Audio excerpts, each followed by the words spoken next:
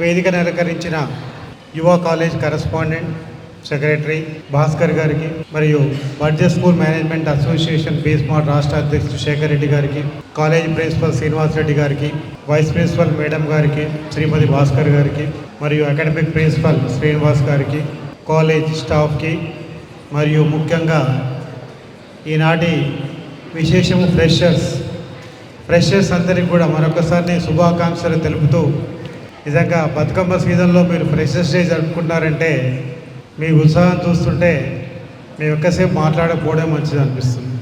అయితే మీరందరూ కూడా స్కూల్ లైఫ్ వదిలిపెట్టి ఇప్పుడు కాలేజీలోకి ఎంటర్ అవుతున్నారు. దీన్ని ఫ్రెషర్స్ డేగా కాలేజ్ మేనేజ్మెంట్ కానీ మీ సీనియర్స్ కానీ మిమ్మల్ని ఇన్వైట్ చేస్తున్నారు. అయితే మీరు అబ్జర్వ్ చేసి ఉంటారు, స్కూల్ లైఫ్కి కాలేజ్ లైఫ్ కొంచెం తేడా ఉంటుంది.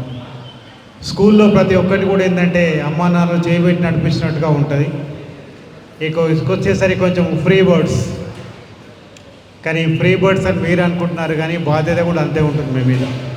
ఇప్పటి వరకు ప్రతిదీ కూడా ప్రతి నిమిషం కరెక్షన్ చేస్తూ టీచర్స్ ఉండేవాళ్ళు నర్సరీ నుంచి 10th వరకు. ఇప్పుడు మీ అంతా మీరుగా స్వతహాగా మంచి చెడు తెలుసుకోవాలి. మీరు సీనియర్స్ అయ్యేసరికి జూనియర్గా మార్గదర్శకులు ఉండాలి. నెక్స్ట్ ఫ్యూచర్ అంతా కూడా మీదే, అంటే భావి భారత పౌరులు, అంటే మీ ఫ్యామిలీకి కానీ సొసైటీకి కానీ దేశానికి కానీ మీరు నాయకత్వం వహించమంటే లీడ్ చేయబోతున్నారు. అలాంటి వారికి కావాల్సింది, లీడ్ చేయడానికి కావాల్సింది ముఖ్యంగా నిజాయితీ, హార్డ్ వర్కింగ్, డిసిప్లిన్. ఈ 3 ఉన్నప్పుడు మీరు ఎక్కడున్నా సక్సెస్ అవుతారు.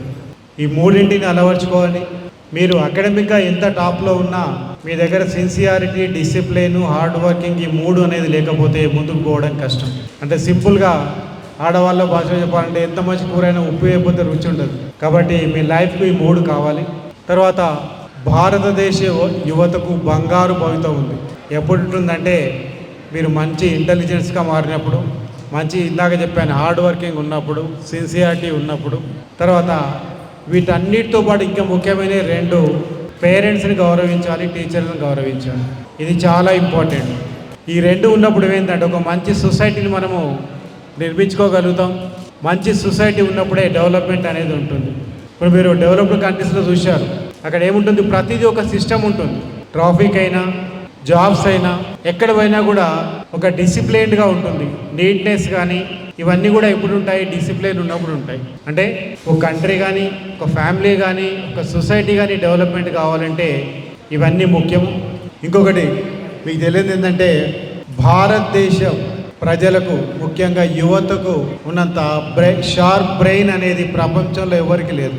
కాకపోతే దాన్ని ఈ మధ్య ఏం చేస్తుంటే మనము ఫారిన్ వాళ్ళు మనల్ని ఇన్వైట్ చేస్తుంటే మనం వాళ్ళని ఇన్వైట్ చేస్తున్నాం. ఫేస్బుక్లు, వాట్సాప్లు, ఇన్స్టాగ్రామ్లు, హాయ్ బాయ్, మార్నింగ్ హాయ్ అంటాం, ఈవినింగ్ బాయ్ అంటాం. ఉండొద్దని అనట్లే, అప్డేట్ ఉండాలి, కానీ అదే లోకం కాదు. ప్రతిదీ కూడా మీ నాలెడ్జ్ పెంచుకోవడానికి ఉపయోగించండి, కానీ మీ టైం కిల్ చేయడానికి కాదు. ఇంకొకటి, మీరు ఇప్పుడు కాలేజీలో కానీ నెక్స్ట్ ఇంకా ఫర్దర్ హయ్యర్ స్టడీస్ పైన కూడా కష్టంగా కాదు, ఇష్టంగా చదవాలి. అప్పుడే మీకు బాగా గుర్తుంటుంది. మీరు మంచి మార్కులతో పాస్ కావడానికి కూడా అవకాశాలు ఉంటాయి. So wish you all you bright future. Management గారికి మరొకసారి ఈ అవకాశం ఇచ్చిన ధన్యవాదాలు తెలుపుతూ ముగిస్తున్నాను. Thank you.